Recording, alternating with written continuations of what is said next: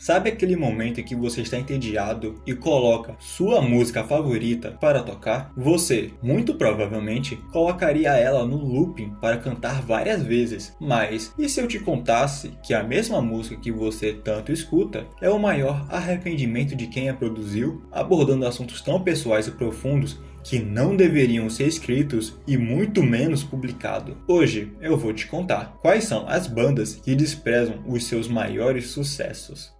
Um dos maiores clássicos de toda a carreira do The Who é Pinball Wizard, trazendo muito sucesso junto do lançamento do seu mais novo álbum, Tommy. E quem odiou a música foi o seu próprio criador, o guitarrista e vocalista Pete Townshend. O seu maior desafio foi a composição. O mesmo confessou que as circunstâncias das sessões foram decisivas para a entrada da canção no tracklist. Detestava sua composição por considerá-la uma de suas composições mais desajeitadas e vergonhosas, criado como uma fraude para agradar a crítica. A canção soava sem estrutura para o mesmo. A letra foi escrita para agradar o crítico de rock Nick Cohn, que era fã de pinball, o que fez Townshend sentir que não estava criando uma arte verdadeira. Sentia que a música foi escrita rapidamente, sem uma ponte e com versos de tamanhos iguais, o que a torna musicalmente inferior na sua visão. Mesmo assim, Pete acabou gravando e enviando para sua gravadora. Seus colegas aprovaram seu trabalho e viam um grande potencial, coisa que o compositor não enxergava de jeito nenhum, precisando ser convencido de que tinha uma coisa especial em suas mãos. Em entrevista, ele demonstrou seu desgosto com a música. Em suas próprias palavras, ele disse: "Pensei, oh meu Deus, isso é horrível, o trabalho mais desajeitado que já escrevi. Meu Deus, estou envergonhado." Soava como uma música de music hall. Todos os versos tinham o mesmo comprimento, nenhum tipo de variação. Achei que seria um fracasso total. Ainda assim, continuei a criando. E o resultado foi muito melhor do que eu próprio poderia prever. Os anos 80 foram marcados com vários clássicos, e a música Don't Stop Me Now entra nesta lista, conhecida como uma das músicas mais alegres de todos os tempos, segundo estudos e pesquisas juntos do público. A letra foi escrita pelo saudoso vocalista Freddie Mercury, trazendo um significado amplo onde a liberdade e diversão fosse interpretada como um formato de mensagem musical, como se fosse um hino de positividade. Mas o guitarrista Brian May discordou por muito tempo sobre o fenômeno criado por volta dessa música. O motivo? Simples, causado pela euforia que Fred estava passando. Não que seja ruim, mas que era preocupante por diversos motivos. O vocalista vivia uma vida de forma extrema, vivendo intensamente como se não houvesse amanhã. E a letra não convenceu nem um pouco o guitarrista. Achava muito artificial e leviano. Brian acreditava ser incoerente com a situação vivenciada na época, por conta do surgimento da AIDS. Em entrevista, o próprio Brian May disse em suas próprias palavras: "Eu realmente não aceitei isso no começo. Eu não me sentia totalmente confortável com o que o Fred estava cantando na época. Achei um pouco leviano demais em vista dos perigos da AIDS e outras coisas." Mas com o passar do tempo, o próprio Brian May acabou mudando de opinião, enxergando de uma forma mais aberta pela canção.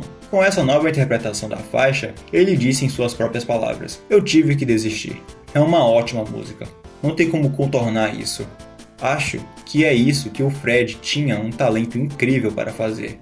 Ele podia colocar seu botão em coisas que fazem as pessoas se sentirem um pouco mais vivas."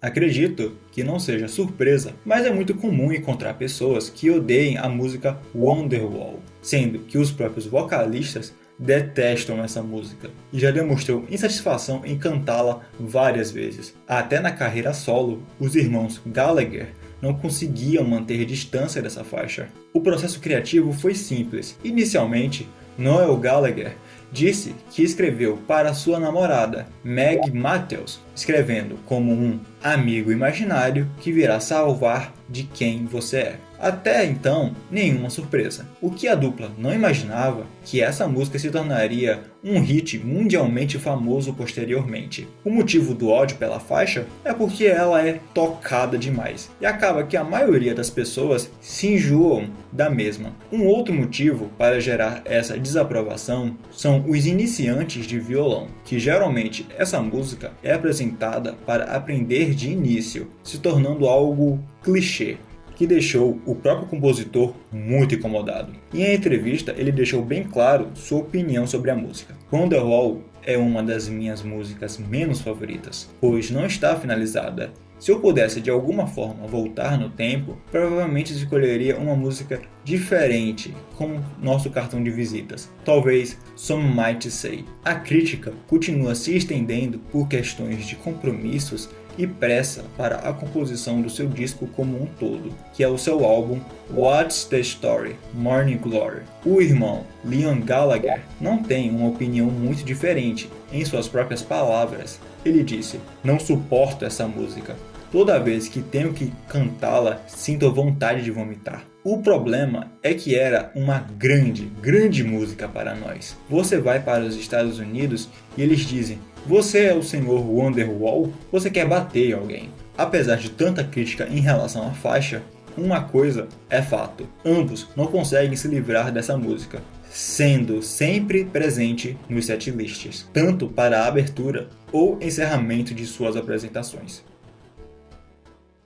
E se eu te dissesse que o maior hit da sua banda virou apenas uma música para casamento ultrapassada? Essas foram as próprias palavras do vocalista do Led Zeppelin, Robert Plant. Para uma legião enorme de fãs, a música Stairway to Heaven definiu e manteve o Led Zeppelin consolidado para sempre. Robert ficou nem um pouco feliz com a interpretação de seu público com a sua música mais famosa. O cantor diz não se identificar mais com a letra da música. Escreveu a canção ainda jovem e queria representar sobre sua própria reflexão sobre a vida, coisa que era do passado e que hoje em dia ele não se identifica ou até mesmo fica debochando da forma que ele via o mundo quando mais novo. O cantor tenta manter distância da faixa, criando projetos paralelos para fugir dos holofotes. Em entrevista, ele acredita que as músicas mais famosas podem limitar a discografia da banda, não permitindo novos ouvintes escutarem as verdadeiras pérolas do catálogo. O cantor afirma: quais foram os hits? Como eles se relacionam com o presente? Onde se encaixam?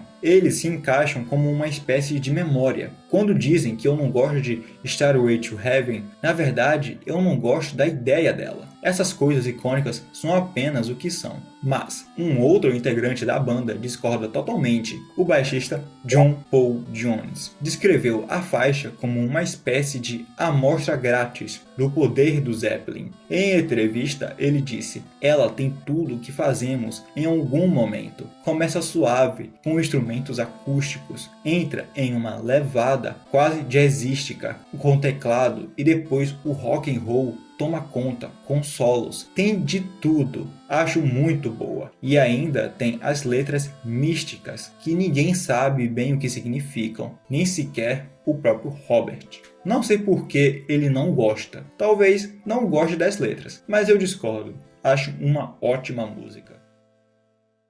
Uma faixa que surgiu de uma brincadeira e se transformou em um hit mundial. A música Sweet Child O' Mine, o maior sucesso do Guns N' Roses, ganhando o coração de uma legião de fãs e membros da banda. Mas tinha uma pessoa em específico que odiava inicialmente, o guitarrista do grupo, Slash. Em várias ocasiões, o próprio músico admitiu não gostar dessa faixa e o som de guitarra que tem presente nela. Slash acreditava que essa música era desalinhada com a proposta que o Guns queria apresentar. A banda é consolidada na cena do hard rock, uma sonoridade mais pesada, algo que se encaixa com os padrões do grupo, mas com Sweet Child O' Mine foi uma proposta diferente do que o guitarrista imaginava. Por anos, Slash odiou essa música. Em entrevista, o próprio Slash mostrou sua opinião pela música. "Não consigo pensar em uma música que eu odeie completamente de nenhuma das bandas. Claro, há músicas que eu gosto mais do que outras, mas eu vou dizer uma coisa, eu não odiei,